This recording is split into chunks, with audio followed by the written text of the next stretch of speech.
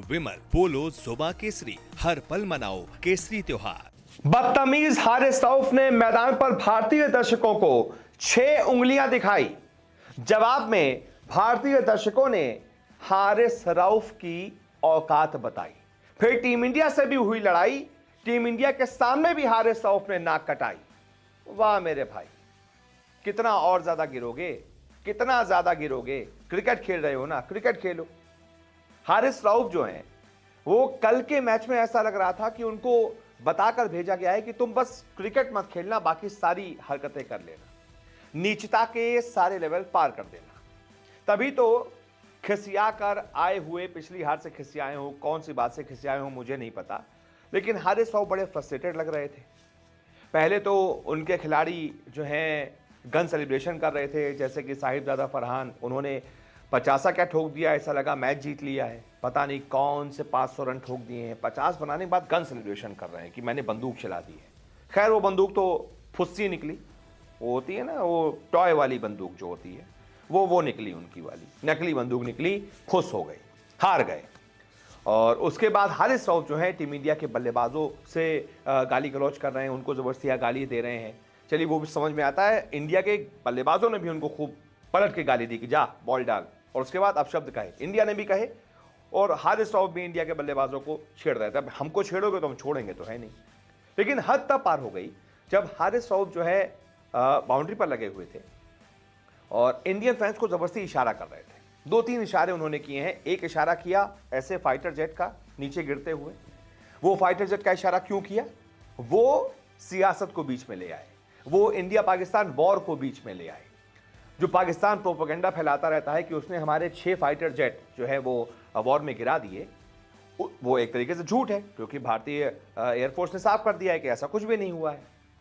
तो उस झूठ को और ज्यादा उस लेवल पर ले जाकर हारिस रऊफ जो है वो भारतीय फैंस को चिढ़ा रहे थे।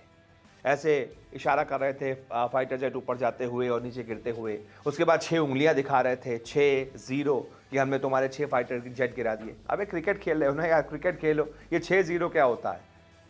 हम बताएं 11-0। तुम्हारे 11 एयरवेज हमने कैसे तबाह किए, अभी तक तुम्हारी हालत खराब है, रिपेयर नहीं कर पाया ढंग से। हम बताएं वो, लेकिन हमने तो नहीं बताया। हैंडशेक कंट्रोवर्सी हुई थी, तुम्हारे हाथ खून से रंगे हुए हैं, आतंकी भेजते हो तुम हमारे यहाँ, तो तुम डिजर्व ही नहीं करते हैंडशेक करना, तो इसलिए हमने हैंडशेक नहीं किया। इतना ज़्यादा खिसिया गए हो कि क्रिकेट के मैदान पर तुम ये सब इशारे कर रहे हो। खैर भारतीय फैंस ने भी खूब जवाब दिया। कौन सा भारतीय फैंस उनसे डरने वाले थे या चुप रहने वाले थे? औकात बता दी उनकी।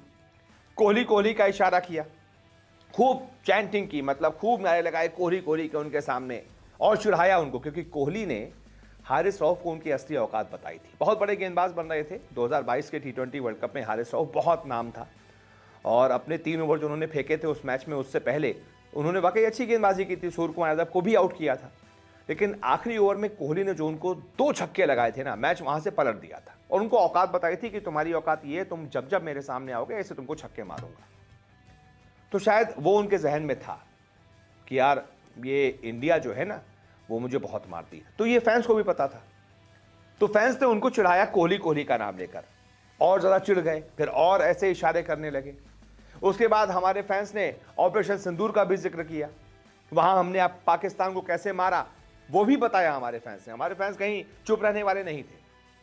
कुल मिलाकर चाहे कोहली की बात हो, ऑपरेशन सिंदूर की बात हो, और कोई फैंस तो कह रहे थे कि 10 सालों से सिर्फ एक ही मैच हमसे जीत पाए हो, मतलब रिकॉर्ड भी बताया।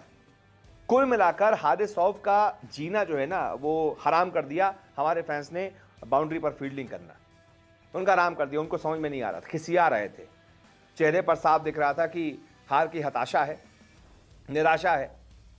उनको कितनी बुरी तरीके से भारतीय बल्लेबाजों ने पहले मारा, और उसके बाद फिर फैंस भी उनकी मजाक उड़ा रहे थे, तो हारिस रऊफ ज़्यादा झेल पाए नहीं। और उसके बाद फिर पाकिस्तान भी मैच हार गई, तो और मुंह की खा गए, और नाक कटा ली। कितनी नाक कटाओगे भाई, और कितना नीचे जाओगे, कितनी नाक कटाओगे?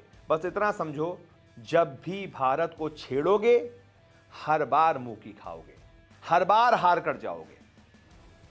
बहुत बहुत शुक्रिया फिलहाल इस रिपोर्ट को देखने के लिए।